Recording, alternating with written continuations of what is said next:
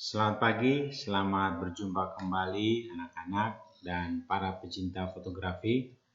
Hari ini kita akan membahas tentang sudut pengambilan gambar dan ketajaman gambar dalam fotografi.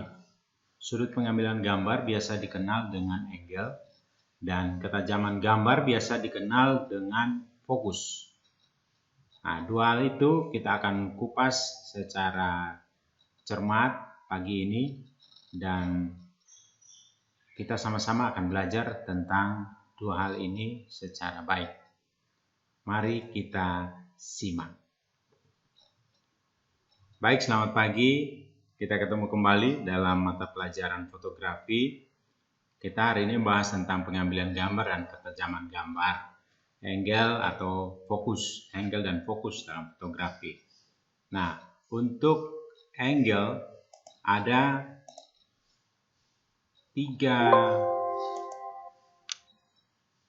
jenis angle yang kita kenal, dan angle dalam fotografi yang biasa disebut sudut pengambilan gambar merupakan posisi di mana letak kamera saat memotret.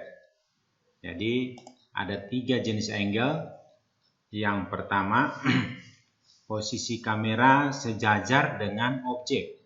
Ketika kita memotret, posisi kamera sejajar dengan mata manusia atau objek yang difoto. Jadi dia sejajar. Kalau manusia memotret manusia, berarti posisi kamera yang memotret sejajar dengan mata objek yang dipotret. Kemudian ini ada beberapa contoh hasil foto dari middle angle atau medium angle. Jadi ketika memotret, posisi kamera sejajar dengan objek yang difoto. Ini contohnya. Kemudian kesan yang ditimbulkan dari angle ini, dia akan memiliki kesan apa adanya atau cenderung proporsional. Dia tidak ada perubahan bentuk atau distorsi. Nah, yang berikut adalah high angle atau biasa dikenal dengan bird eye atau angle atau sudut pandang mata burung. Jadi ini sudut pandang dari atas. Posisi kamera berada lebih tinggi dari posisi objek. Posisi kamera berada lebih tinggi, bukan berarti kita harus berada di ketinggian dulu baru motret, tetapi posisi kamera ketika kita motret objek, misalkan manusia, kalau posisi kamera sudah berada di atas kepala dari objek yang kita foto, tidak sejajar lagi dengan mata, itu sudah dikategorikan high angle. Nah, ini contohnya. Ada seorang perempuan difoto di taman dalam posisi duduk, pemotret dalam posisi berdiri. Kemudian dokumentasi acara atau kegiatan OSIS, anak-anak sementara duduk, si pemotret dalam posisi berdiri. Dalam hasil foto ini terlihat bahwa kepala para anggota OSIS ini terlihat dari atas. Artinya kalau ketika kita memotret posisinya dari atas akan kelihatan lebih banyak atau lebih luas. Ini juga contohnya, ini motret dari lantai 2, posisi ruang ibadah. Nah, ini kesan yang ditimbulkan ketika kita motret menggunakan high angle. Kesan objek lebih rendah, lebih kecil, kemudian kesan lingkungan luas. Karena kita mengambil posisi dari atas objek. Kemudian yang berikut low angle, yaitu posisi kamera lebih rendah dari objek. Seperti gambar ini, posisi kamera si pemotret berada duduk di bawah dari posisi objek yang berdiri. Hasilnya seperti ini. Posisi pemotret berada lebih rendah dari objek. Kalau objeknya manusia, dapat dilihat bahwa ketika kita motret posisi wajah, hidung dari model itu akan kelihatan lubang hidungnya lebih besar. Itu berarti kita motret dari low angle atau posisi lebih bawah. Biasa juga dikenal dengan frog eye, kalau di dalam istilah fotografi frog eye, atau posisi sudut pandang mata katak atau kodok. Kemudian ini juga contoh, kita memotret gedung dengan ada foreground binatang, kambing, dan kambing kelihatan setinggi dengan gedung. Kambing ini kelihatan sama tinggi dengan gedung, pada aslinya tidak mungkin toh anak-anak. Kambing pasti tingginya tidak seberapa. Kemudian ini juga pohon lontar, ketika kita motret dari low angle, posisi pohon lontar kelihatan meninggi. Kemudian kesan yang ditimbulkan oleh low angle yaitu meninggi, monumental, agung, patriotik maupun gagah. Jadi objek yang low atau pendek kita bisa memotret dengan sudut pandang dari bawah atau frog eye atau low angle supaya dia kelihatan meninggi. Bagaimana mensiasati objek yang pendek, kita buat seolah-olah dia tinggi. Bagaimana membuat suatu objek yang tidak kelihatan gagah menjadi gagah ketika kita memilih angle ini. Kemudian kita lanjut ke ketajaman gambar. Ketajaman gambar biasa dikenal dengan fokus. Fokus bisa diartikan menjadi dua. Yang pertama, fokus menjadi perhatian suatu objek atau subjek pada suatu keadaan atau lingkungan.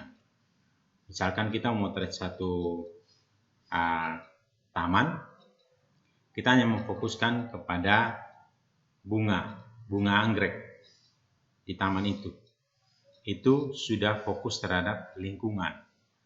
Kalau fokus yang dalam artian fokus yang kedua berarti ketajaman atau kaburnya tampilan gambar. Jadi ketika kita motret, kalau dia out fokus berarti dia tidak tajam. Kalau dia fokus berarti gambarnya tajam.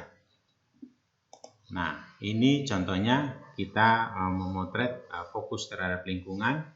Ketika kita memotret ada tumbuhan hijau di antara tumbuhan yang sudah kecoklatan. Ini seolah-olah dia lebih mendominasi.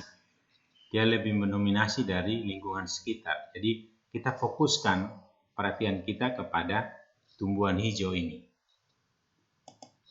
Yang berikut ini fokus tajam atau blurnya objek. Ketika kita memotret, kita juga dapat mengatur fokus untuk ketajaman maupun blurnya objek. Jadi ada pengaturan, biasanya dipakai pengaturan aperture atau diafragma. Kemudian ini contohnya gambar yang sebelah kiri atau sebelah kanan kalian, gambar yang out focus, gambar yang tidak fokus atau tidak tajam, terlihat agak buram. Kemudian yang sebelah kanan, gambar yang fokus atau tajam. Nah, ini cara menyeting tombol fokus pada kamera DSLR. Pada kamera DSLR, kalian bisa menyeting dengan mengubah tombol AF ke tombol MF. AF itu singkatan dari autofocus, MF itu singkatan dari manual focus. Dia berada di atas lensa. Kemudian pengaturan fokus manual dengan cara kita memutar ring fokus di depan lensa ke kiri atau ke kanan. Jadi kita memutar ring fokus dengan tanda panah merah ini ring fokus. Kita memutar ke kiri atau ke kanan. Tapi jangan lupa sebelumnya kalian harus mengubah settingan AF autofocus ini ke MF manual focus. Baru kalian boleh memutar. Oke anak-anak. Kemudian kita kalau pencarian fokus secara auto caranya gampang. Kalian tinggal menekan tombol rana. Dia biasanya pengaturan kamera digital pada umumnya sama. Tombol rana kalian tekan setengah, sedikit menekan, terus sensor akan mencari fokus. Sensor akan mencari fokus. Kalau lensanya lensa optik, lensa itu akan bergerak maju mundur. Zoomnya akan maju mundur. Dia akan mencari fokus. Jika dalam keadaan dia sudah fokus, kalau kamera pocket biasa ditandai dengan ada indikator hijau. Tapi kalau kamera SLR ditandai dengan berhentinya ring fokus bergerak. Itu dia sudah fokus. Kemudian cara mendapatkan fokus terhadap lingkungan antara lain mengatur diafragma. Diafragma atau apertur atau bukaan kamera. Nah, untuk bukaan kamera ini kita harus pahami bahwa untuk diafragma semakin besar angka, semakin kecil bukaan. Jadi, pada prinsipnya, kalau kita membuka diafragmanya besar, dia akan memiliki ruang fokus yang kecil atau pendek. Tetapi, kalau buat diafragmanya kita buka kecil atau angkanya besar, maka tingkat ketajamannya lebih panjang. Kita lihat contoh seperti ini. Nah, ini kita pakai apertur atau diafragma 1,4. Dia akan fokus di wilayah di tengah-tengah ini, yang ini in fokus. Kalau yang out fokus. Artinya dalam radius jangkauan lensa ini, di tengah-tengah ini bisa fokus, di depan tidak fokus, di belakang tidak fokus. Jadi hasilnya dia mendapatkan fokus sebagian objek atau fokusnya cuma sedikit atau sempit. Kalau kita menggunakan apertur yang besar. Besar dalam artian angkanya kecil. Tadi kita lihat bahwa mulai dari 1,4 atau 1,6, 2,8, f4, 5,6, 8, 16, dan 22. Nah, kemudian yang berikut berbeda dengan ketika kita menggunakan apertur yang kecil atau angkanya besar. Kita ekstrim saja, kita pakai apertur 22, maka fokusnya akan lebih panjang. Dapat kita lihat sini, objek manusia fokus, objek pohon fokus. Berbeda dengan yang tadi, hanya objek manusia saja yang fokus. Jika kita pakai aperturnya 1,4. Nah, demikian penjelasan tentang ketajaman gambar dan sudut pengambilan gambar atau fokus dan angle. Harap kalian dapat pahami, dan untuk itu kalian coba mempraktekkan cara atau memotret 3 angle yang sudah kita pelajari tadi, dan tolong kalian simak tugas di slide yang terakhir ini supaya kalian dapat mengirimkan tugas ke Bapak. Jangan lupa jika kalian suka dikasih jempol video ini, jika tidak suka boleh jempol terbalik, tapi jika kalian senang boleh dibagikan. Kalau tidak jelas, silakan komen di bawah. Jangan lupa juga untuk mendukung. Kalian dapat menyimak video-video berikut. Kalian dapat menekan subscribe. Terima kasih. Selamat pagi.